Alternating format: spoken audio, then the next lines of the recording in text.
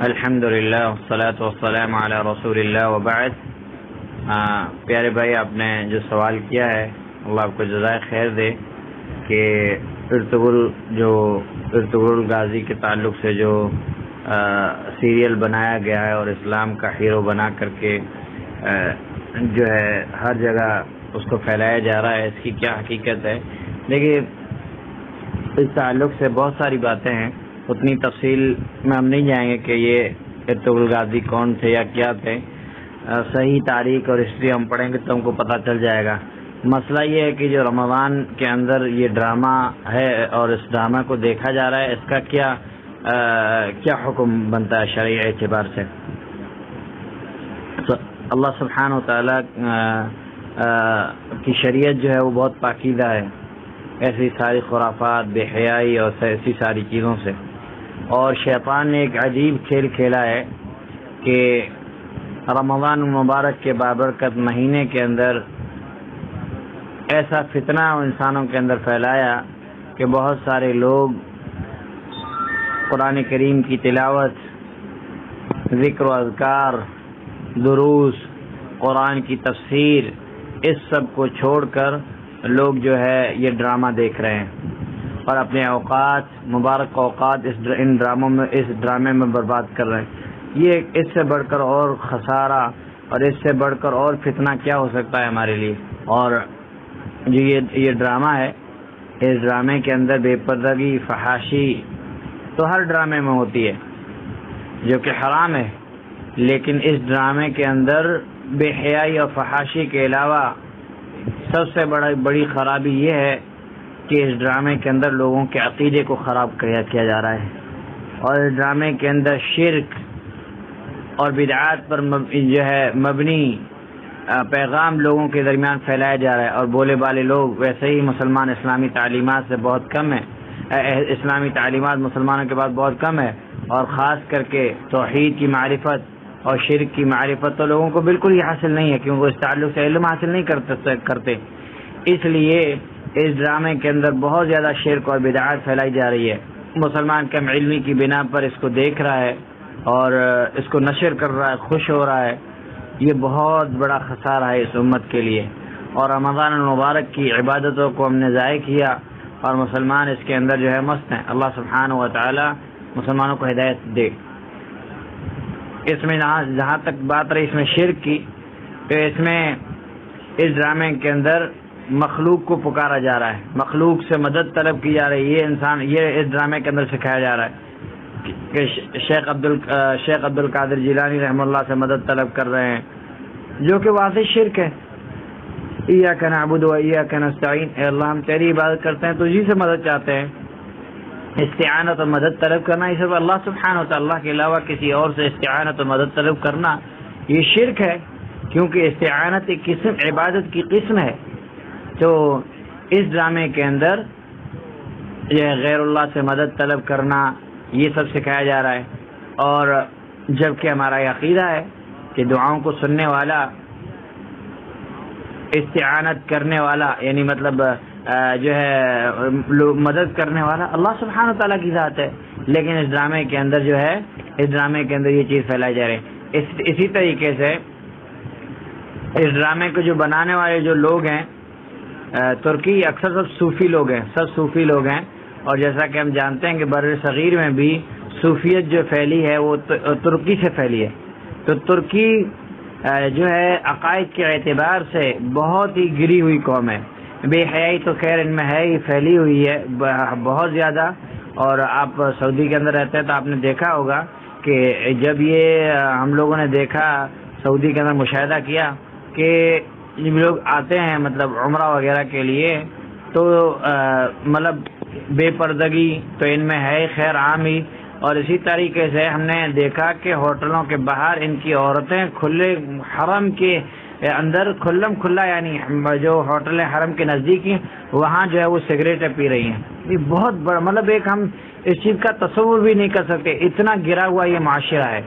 اتنا گرا ہوا معاشرہ ہے۔ اسی طریقے سے ترکی کے اندر جو ناجائز تعلقات ہیں اس کو کچھ نہیں سمجھا، اس کو مطلب کچھ برا نہیں سمجھا جاتا ہے. تو یہ ساری چیزیں تو خیر ہیں ہی، لیکن سب سے بڑا اس ڈرامے کے اندر جو نقصان ہے وہ یہ ہے کہ اس میں شرک پھیلایا جا رہا ہے اور صوفیت پھیلائی جا رہی ہے. اور جیسا کہ جو صوفی جو ہیں یہ ابن عربی کے جو ہے معتقد ہے، ابن عربی، اور ابن عربی یہ بہت بڑا جو ہے گمراہ عقیدے کا حامل تھا، اور اس کی دعوت دینا. ابن عربی کی ہم کتاب پڑھیں وہ کس طریقے سے جو ہے شرک اور کفر کی دعوت دیتا تھا. تو جو یہ لوگ ہیں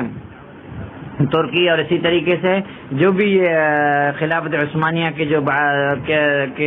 کچھ لوگ جو تھے وہ اسی عقیدے کے حامل تھے، کس کے؟ ابن عربی کے. اور ابن عربی جو ہے اس کو بعض علماء نے تو اس سے کفر کا فتویٰ لگایا گا. کیوں؟ اس لیے کہ اس میں جو ہے ایسے عقائد جیسے وحدت الوجود کا جو عقیدہ ہے کہ اللہ سبحانہ و تعالیٰ ہر جگہ، اسی طریقے سے عقیدہ حلول ہے، اور ایسے بہت سارے عقائد ہیں جو اس نے جس کا یہ حامل تھا اور اس نے اس کی دعوت دی، اور اس تعلق سے اہل علم کی کتابیں موجود ہیں. تو ایسے انسان کو یہ ماننے والے ہیں اور اس کے تعلق سے ان کا جو ہے اس کے معتقد ہیں. تو اب جو ہے یہ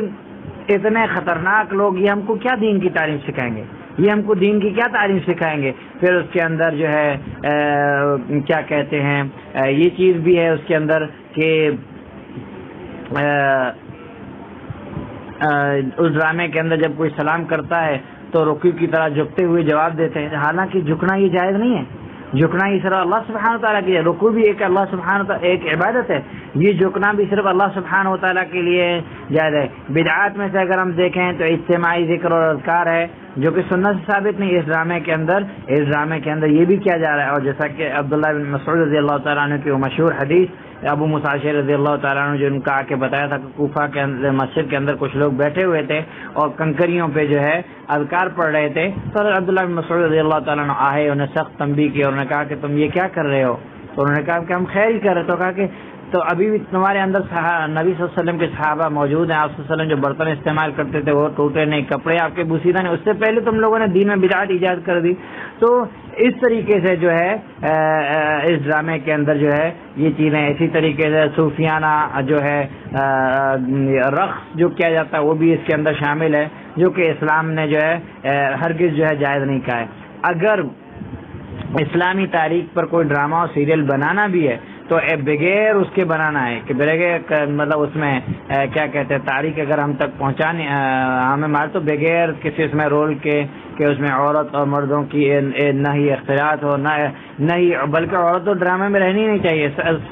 صحیح طریقے سے حقیقی جو حقیقت ہے اس کو بیان کیا جائے، لیکن اس کو کرنے کی ضرورت نہیں ہے. الحمدللہ ہمارے سب سے بڑے غازی کون ہے؟ ہماری سب سے بڑے غازی ہمارے محمد صلی اللہ علیہ وسلم میں. ہم نے کتنی نبی صلی اللہ علیہ وسلم کی سیرت کو پڑھا.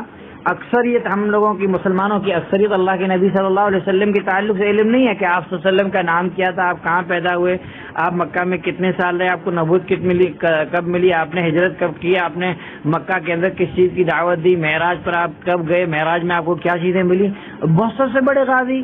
ہیرو ہم نے اس کی سیرت پڑھی. اس کے بعد سیدنا ابی بکر رضی اللہ تعالی عنہ ہیں، عمر فاروق ہیں، عثمان غنی ہیں، علی رضی اللہ عنہ ہیں، دیگر عشرہ مبشرہ کیا ہم نے ان کی سیرت پڑھی. خالد بن ولید ہیں. اس کے بعد بہت سارے ہیں. نہیں، ہمیں تو صرف جو ہے شیطان نے یا اس طریقے سے جو آج کل جو یہ میڈیا ہے اور جو پروپیگنڈ ہے اس طریقے سے پھیلایا گیا کہ ہم کو جو جن کی سیرت پڑھنی چاہیے اور جن کے تعلق سے ہمیں دھیان دینا چاہیے اس چیز سے ہم کو ہٹا کر ایک ایسی چیز کی طرف ہمیں لے آیا جو سراسر جس کے اندر شرک ہے، کفر ہے، بدعت ہے، خرافات، اللہ سبحانہ تعالیٰ کی معصیت ہے، رقص ہے، گانے ہیں، میوزک ہے، بے پردگی ہے، بہت سارے حرام کام ہیں. تو یہ ساری چیزیں جو ہیں یہ بہت افسوس کے لائق ہیں، اور مسلمان کم علمی کی بنا پر یا اپنی خواہشات کی بنا پر اس رمضان المبارک کے مہینے کے اندر بھی جو ہے اس چیز کا خیال نہیں رکھ رہے اور ایسی چیزیں دیکھ رہے ہیں. اور ایک مسلمان کے لیے بالکل بھی جائز نہیں ہے کہ ایسے یا اس طرح کے کسی بھی سیریل کو دیکھے. کسی کی بھی سیریل کو دیکھنا جائز نہیں. اگر آپ کو پڑھنا ہے آپ سیرت پڑھیں صحابہ اکرام رضوان اللہ علیہم اجمعین کی. الحمدللہ دارالسلام اسٹوڈیو وغیرہ کے جو ہے موجود ہیں، یہاں تک کہ انہوں نے صحابہ اکرام رضوان اللہ علیہ مجمعین کے جو ہے جو سیرت ہے ان کو آڈیو میں بنا کر اپلوڈ کیا، یہاں تک کہ جو کتب ستہ کے محدثین ہیں ان کی سیرت بھی اپلوڈ ہے، آپ ان کو سنیے، اور اس میں بھی رول وغیرہ نہیں، ہم کو پڑھنا ہے سننا ہے، یہ ساری چیزیں جو ہیں یہ سب